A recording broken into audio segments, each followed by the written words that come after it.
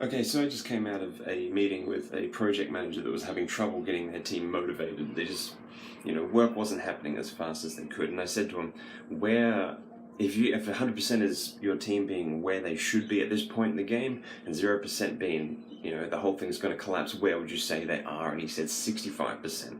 65% is mediocre. It's not what it could be. Now, the famous, very famous project management consultant Peter Drucker once said that only three things occur naturally in an organization, and that's friction, confusion, and underperformance. Everything else takes leadership, and that is so true. It's so very true. But what is leadership? Leadership, when you break it down, is communication skills and the ability to be candid. And those things work together very, very well. I like to say every time there's a meeting, every time something's going wrong, there's an elephant in the room and people don't want to talk about it. You being a leader means you have to be that elephant hunter. You have to see it and chase it immediately as soon as you see it, and have that ability to communicate it well. I mean, everybody can say you are underperforming, work harder, but nobody wants to hear that. That demoralizes people, that lowers engagement. If you want engagement to be high, you need to learn how to say that properly. You need to show the scope of it and say, look, where we're headed is this. This is what the goal is that we're all trying to head towards.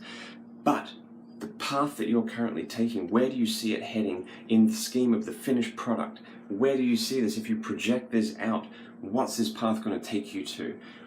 This is an alternative, and this is why I believe that this alternative will lead us to a better end result, and that will benefit everybody. You need to be able to communicate that in a PC way, a way that keeps that engagement high and keeps all that negativity down, and you don't need that there. It's just going to perpetuate itself. Negativity is a cycle that just gets worse and worse and worse as time goes on.